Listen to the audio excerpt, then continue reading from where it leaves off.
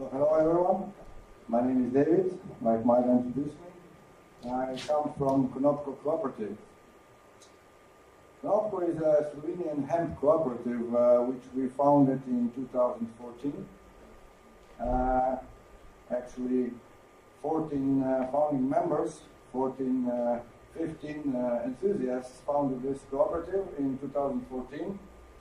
And the reason is that we believe in hemp. We believe in hemp. Hemp revival for human survival is a nice saying which we say. After 1 year, after 12 months of working, we are having 45 and more members. They are all farmers or processors or researchers or students or even consumers. We are having 120 hectares of growing hemp in Slovenia, out of 500 hectares, which is total number of hectares in Slovenia this year. We are having 10 active projects, which I will introduce later. And the most important thing is that we are about to launch a crowdfunding campaign later this year. What is our vision? Our vision, like probably most of the cooperatives work, is we are building a bridge between growers, processors, researchers, institutes, industry, businesses, decision makers.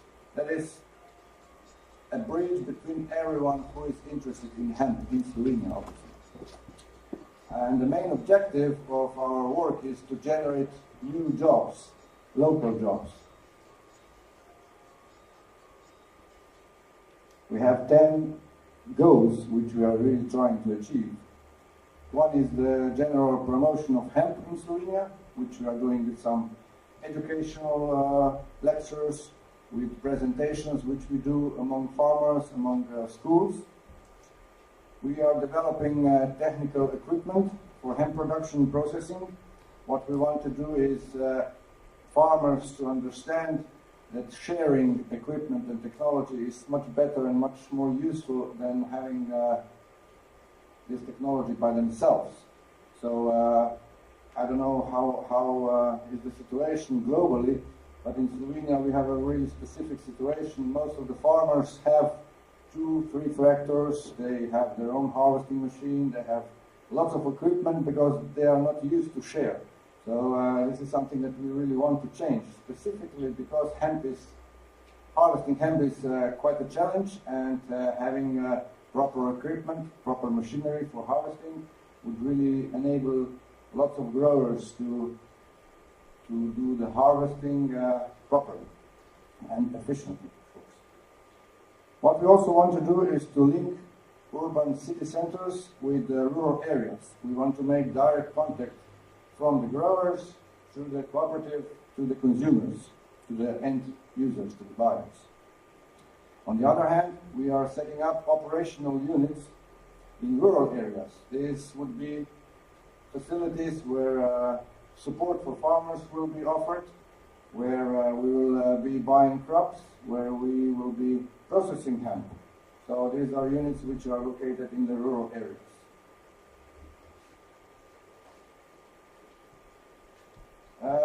Of course, hemp products needs to be sold to the consumers. That is why we are setting up cooperative retail units in major cities in Slovenia, where sales, consulting and education will be taking place. We also want to found Slovenian Hemp Center.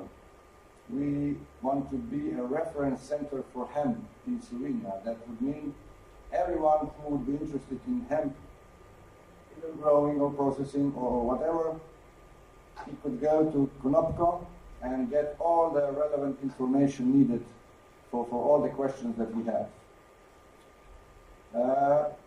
We are also developing already new products, and we cooperate with institutes, faculties, industry, innovators. We are working on hemp biogranulate, hemp press boards, hemp corpul, hemp cosmetics, and many other products, specifically one which are niche and with higher added value. And finally, We are also promoting hemp for, that is growing hemp for revitalization of contaminated soil, which is called phytoremediation, rehabilitation of agricultural land under intensive use of pesticides, and cultivation of hemp in the area with various restrictions. As you all know, hemp is growing everywhere and it does not need any pesticides or herbicides to grow.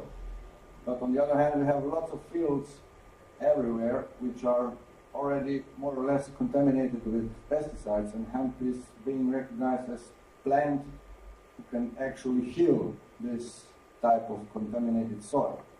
That is why we are promoting growing hemp on these areas as well as on the areas which are water protected and no pesticides are allowed. That means that farmers in these areas are not allowed to grow corn, for instance, or anything else which requires pesticides, but they could easily grow hemp. That would make lots of fields available for growing. And bottom line, all these activities are leading into generating new jobs, both in urban and rural areas. So which are the open projects which we are dealing with right now? We are setting up a production line for food products, which is the easiest way to start making some hemp products. There are not much investments. So we are establishing a facility with a warehouse where press, mill and screen will be set up.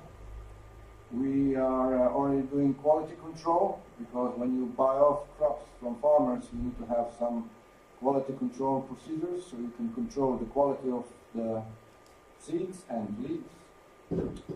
We are already we have already developed all the sales and branding procedures. We have this Konopko brand, which will be recognized for all of the products, regardless either they are food products or textile products or construction products. Konopko is the main brand under which all the products will be put on the market and recognized on the market. And there are three interesting projects which I will explain a bit more.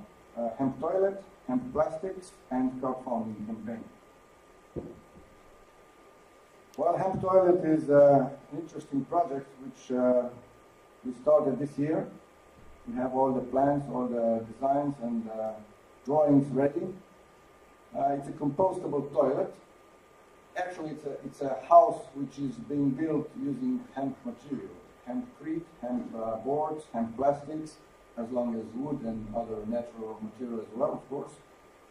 And functionality of this object, of this house, will be compostable toilet. That means no chemicals, no water, no waste. So whatever stays, whatever you make in this toilet, it goes in the field directly.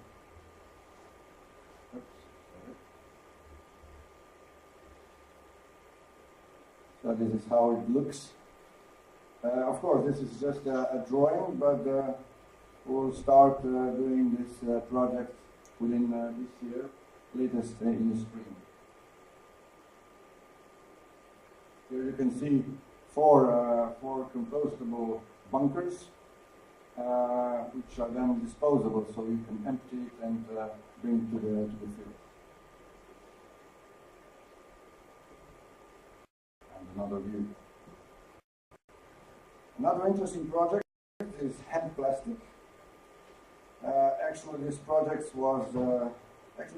started in early spring this year, as we were joining a climate kick competition, which is the biggest European competition in climate change. So this project is actually looking for good ideas who could change our climate in a better way. And we came up with the idea to make hemp plastics. So here it is, Konopko Cooperative as the manufacturer of this hemp granulate. On the other hand, we are having industry with extruding and molding technology, who is actually buyer of this product. And our main advantage in this project is as we are controlling the entire process. So we are controlling from growing hemp, processing fiber, manufacturing hemp granulate, and to selling it as well. So the whole process is under one control. So here's the secret formula. This hemp fibers, hemp biogranulate is actually consisted upon approximately 10% of hemp fibers, which are cut into really small pieces, less than ½ millimeter, and then you add approximately 90% of PLA, which is polylactic acid, completely natural stuff, and then you get this as a biogranulate, which is really easy to use then further on in the industry. So the question is, why would we want to produce it? I think there are lots of benefits that come along this product. You can use natural resource, which hemp is. It is 100% bio-based, recyclable, compostable, degradable. Somehow, in Slovenia at least, these fibers and sheaves are now considered as the waste because we are still not having enough processing lines for fibers, which means that farmers are actually cutting only the tops of the hemp and everything else is being left in the field. So we would be using this waste to make bioplastic out of it. And of course, we are replacing fossil fuel-based or synthetic plastics with natural plastics. We are stimulating local economy because you can actually grow your plastic. Customers. There's a series of industries that are potential users or consumers of this product. It's automotive industry, packaging industry, medical industry, you name it. You can make really good plastics for every type of industry.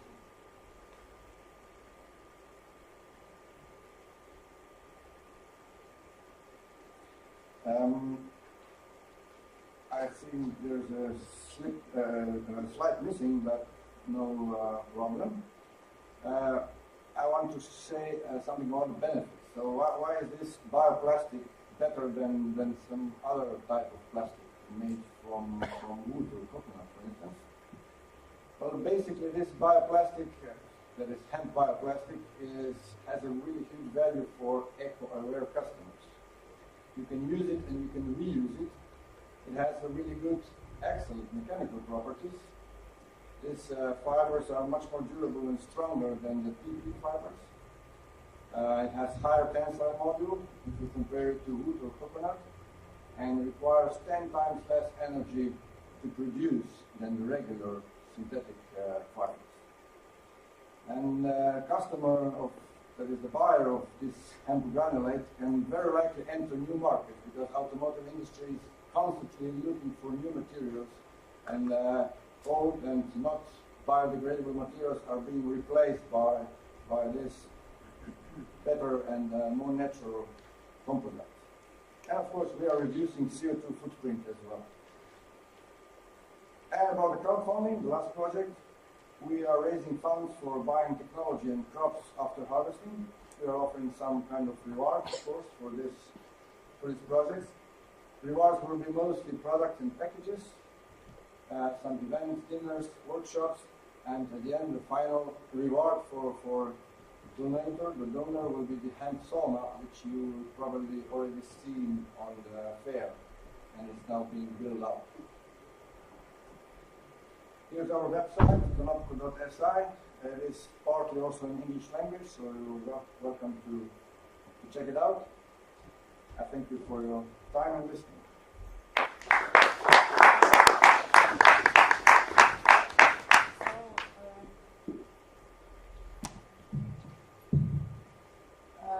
I think the audience will have a lot of questions for you, David. Please.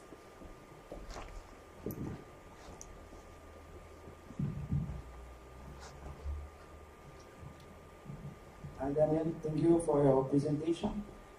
Could you tell us a bit more about how do you manage the quality control about the seeds? How is the process, and how do you do that, please? Yeah. Well, this is something new because we were actually looking to find some reference, some procedures that we could hang on and to use it, but we didn't find anything similar. So mostly we set up a short list of the things that needs to be checked in order to see how the quality of the seeds is. That is mostly the humidity, if the seeds being dried out or not, and its visual aspect, and similar. So we are having a special table with some ponders, and eventually, when the quality is then established, you even then calculate the proper price, because the price depends on the quality of the seed as well. The purity, humidity, and visual aspect as well. But there were no really firm or similar explanations which we could find elsewhere for other type of seeds which would help us. So we were sort of researching what to do.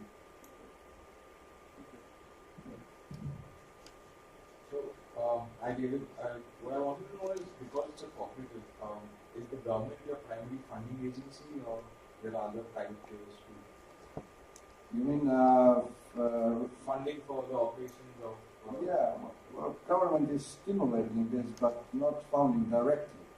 So we don't receive any funds unless we apply for some tenders or some interesting projects.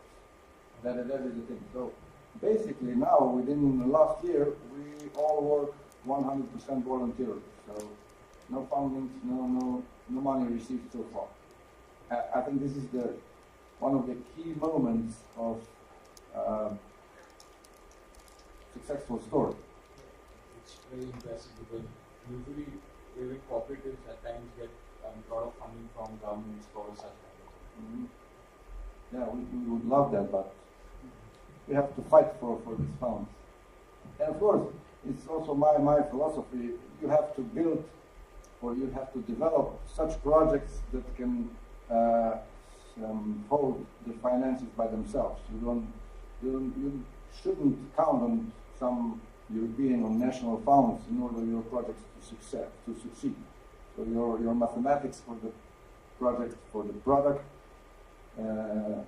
should be sustainable without any funds from the outside. But if you receive any funds, you can develop the idea either faster or wider or whatever.